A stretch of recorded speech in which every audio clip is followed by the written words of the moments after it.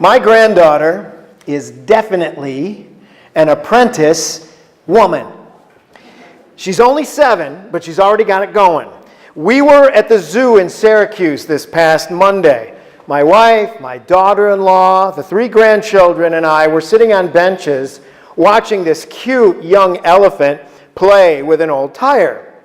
Well, while we're sitting there watching, this little boy, who I guess was anywhere from 5 to 7 years old, walked up and seemed interested in my granddaughter. He offered her a fresh grape. She was not interested, and after he walked away, I said, "Violet, I think he likes you." She rolled her eyes and said, "Whatever."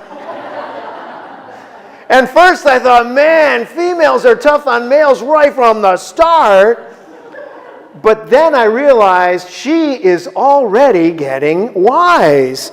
She knows she doesn't want a boyfriend yet. She knows this is not the time. She is already developing some practical wisdom.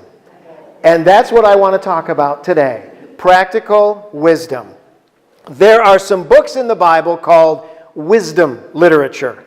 Wisdom literature is a particular kind of writing. Wisdom literature involves the reflections of sages, wise people about virtue and about living well and wisely. Some of the Psalms are considered wisdom literature, including Psalm 31, from which we just read. Job and Ecclesiastes are also wisdom books.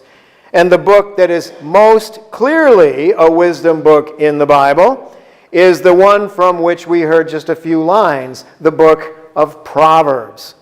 I like wisdom literature because it says, in effect, use your head, think, pay attention. And this approach is a special part of our Anglican or Episcopal tradition. The Episcopal Church is a thinking person's church. So I have a wisdom story for you today. Once upon a time, an American visited a Mexican fishing village on vacation. A small boat came in with several large tuna. The American asked the fisherman how long it took to catch them. "Not long," the fisherman answered. The American asked, "Well, why didn't you stay out longer and catch more fish?" "No need," the fisherman replied. "I bring in enough to support my family."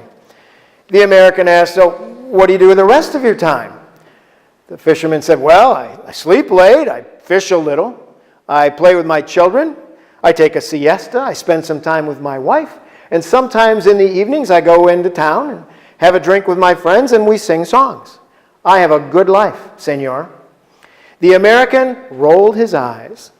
"If you spent more time fishing, you could sell the fish and maybe use the money to get a bigger boat and catch more. Maybe someday you could buy more boats. With your fleet, you could sell directly to a processor or even open your own cannery. In our country, we would call this being vertically integrated. You would control the product and the processing and the distribution. Eventually, you could leave the village. You could move to Mexico City or Los Angeles and manage your empire from there." Fisherman smiled and said, "What then, senor?" "Well, you go public," said the American. "You issue an IPO and you sell stock. Then you really make a fortune." "I see," said the fisherman. "And then what after that?" The American said, "Well, then you could retire. You could move to a small village and you could sleep late and play with your children and spend some time with you." You could see the end of that story coming, couldn't you? You know why? Because you have some practical wisdom. The Mexican fisherman was much wiser than the American tourist. He was a wise, contented, and satisfied person. If you want to be contented and satisfied, there are some things that psychological research has shown to be important. Focus on a strong social network. That Mexican fisherman was linked to his family, to his friends in the village. That was very important to him. Studies show that the main indicator for whether or not people are satisfied with their lives is the number of close friends and family connections that they have. Now, of course, maintaining good relationships takes some work, but it's worth it. Another thing, make a difference.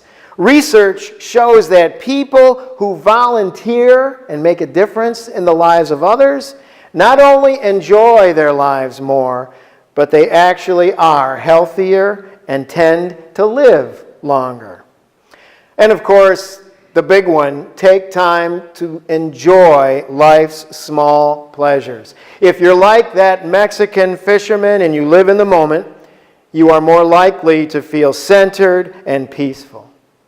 Wisdom literature in the Bible and wisdom stories from sources all around the world all remind us to use our minds, to think, to pay attention. Life is good, but life does take some wisdom. So, let's wise up. Amen.